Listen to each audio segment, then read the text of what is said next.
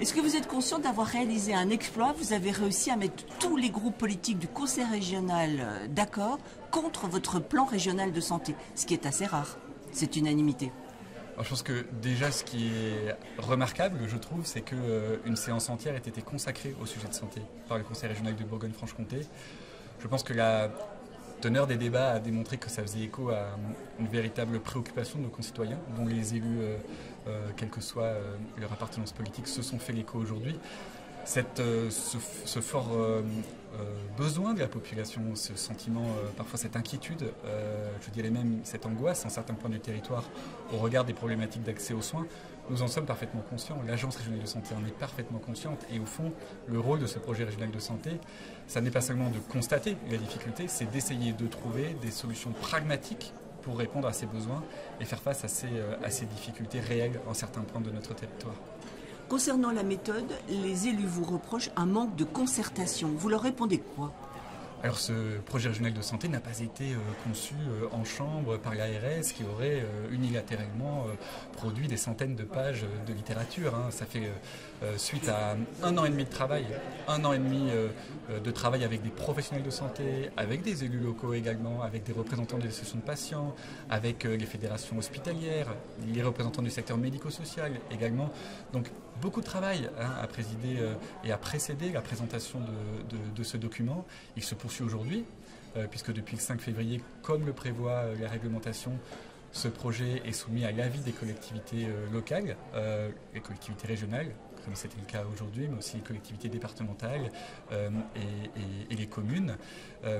Nous sommes dans une phase de finalisation de ce projet et nous allons tenir compte de l'ensemble des propositions qui ont été formulées et pas simplement de l'avis positif ou négatif exprimé à l'égard de ce projet. Pour le moment, vous n'avez que des avis négatifs de toutes les collectivités qui sont prononcées.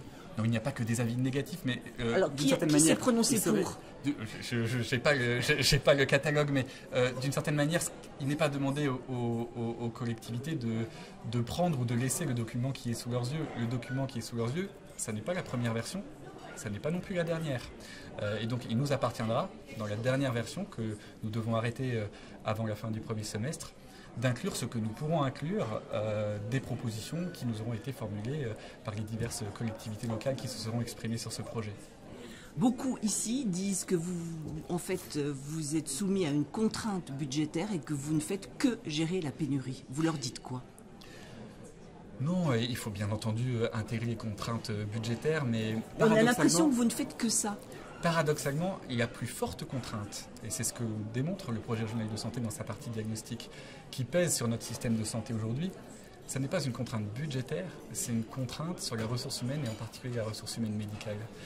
C'est un peu d'ailleurs le paradoxe peut-être de notre situation, avec un sentiment de pénurie ou de manque d'investissement public, alors même que, je le rappelle, notre pays consacre plus de 200 milliards d'euros de dépenses de sécurité sociale pour financer les soins et organiser la solidarité envers les malades dans notre pays. C'est considérable.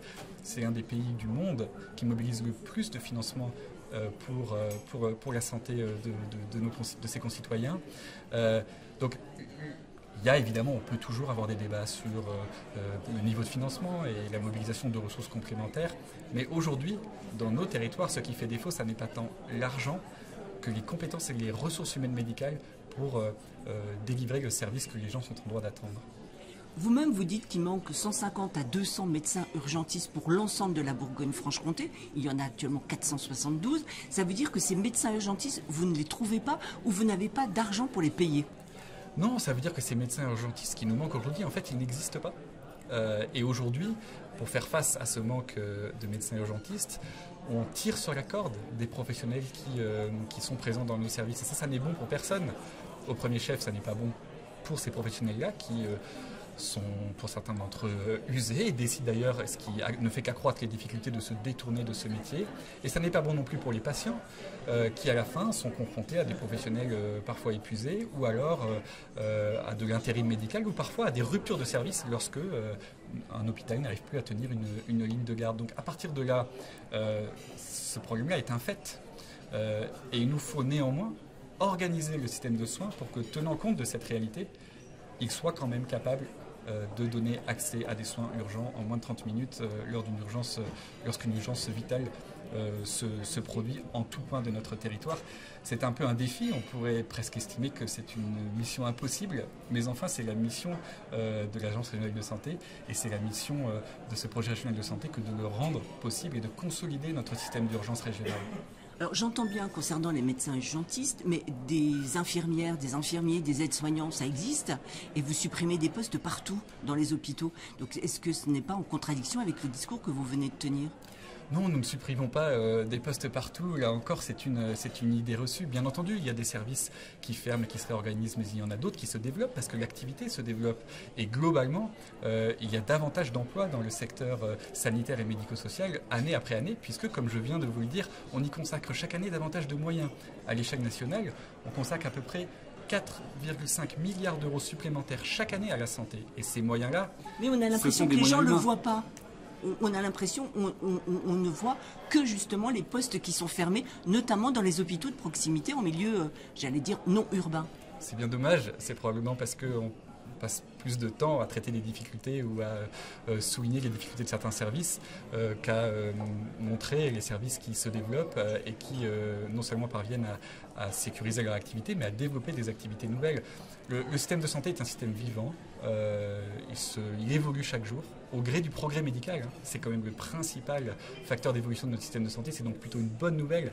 Maintenant, un certain nombre de ces évolutions sont difficiles à comprendre et à absorber sur le terrain parce qu'elles peuvent se traduire par l'éloignement de certains services, des réorganisations, des transformations d'activités sur le terrain que nous accompagnons, qui sont parfois vécues douloureusement, mais qui, dans l'ensemble, s'inscrivent à l'appui du progrès médical. Charge à nous d'organiser la possibilité, lorsque ça n'est pas possible en proximité, d'accéder à des soins extrêmement techniques, peut-être un peu plus loin, mais d'y accéder néanmoins, puisque tous nos concitoyens ont droit à un égal accès aux soins, pas à n'importe quel soin, l'égal accès à des soins de qualité, de la plus haute qualité qui soit. C'est ça la promesse de notre système de protection sociale. Quelquefois en déséquilibrant les territoires ? Non, justement. Il n'y a pas de logique de déséquilibrage.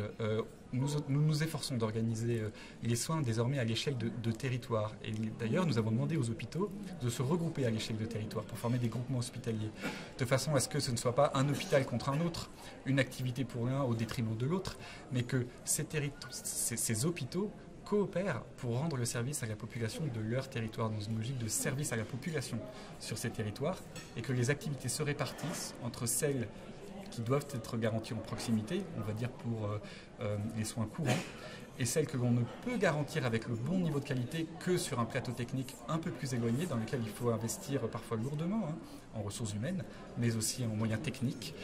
C'est comme ça que l'accès à la santé s'organise sur le territoire, c'est ce qu'on appelle la gradation des soins, et c'est tout le sens de ce projet régional de santé, non pas de dépeupler ou de détricoter une offre de soins en proximité, mais bien d'organiser une coopération pour qu'une sorte de chaîne de solidarité, quelque part, s'organise pour que chacun de nos concitoyens en tout point du territoire puisse accéder aux services auxquels il a besoin, en proximité si c'est possible, ou plus loin, voire même parfois en dehors de notre région, vous savez, pour des soins les plus techniques sur lesquels le centre de référence n'est pas dans notre région. Ça s'organise et c'est l'objet du projet régional de santé que de l'organiser.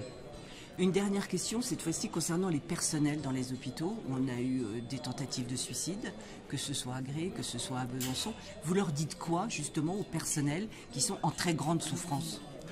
Les professionnels dans les hôpitaux, mais aussi dans les établissements médico-sociaux, les EHPAD, les maisons de retraite notamment, exercent une fonction essentielle. Et j'en profite pour saluer le sens du service public qui est le leur et qu'ils exercent au quotidien dans des conditions parfois difficiles. Et parfois, la difficulté de leur exercice est liée à notre absence de choix quant à l'organisation des soins.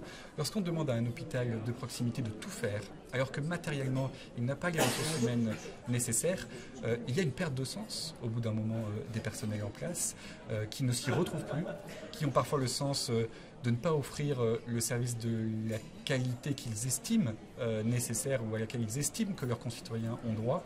C'est donc à nous, quelque part, d'accompagner ces professionnels en prévenant et en accompagnant les réorganisations plutôt qu'en ayant le sentiment de les subir. Et c'est probablement là où nous péchons, puisque dans un grand nombre des situations que nous avons évoquées aujourd'hui, nous intervenons avec retard. L'hôpital a vécu des années de déficit, de sous-investissement, de rabot dans les effectifs, dans les moyens matériels. Et in fine, au pied du mur, on finit par décider de renoncer à telle ou telle activité et ça apparaît comme un renoncement.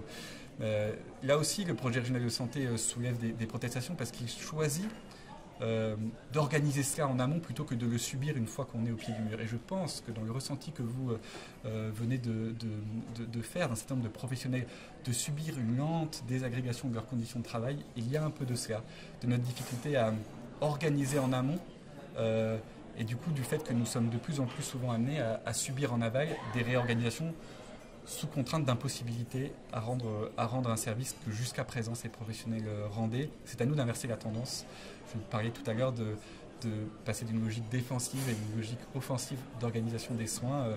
Il nous faut courir devant plutôt que courir derrière des réorganisations durement vécues par les professionnels et aussi par la population locale. Très bien, je vous remercie.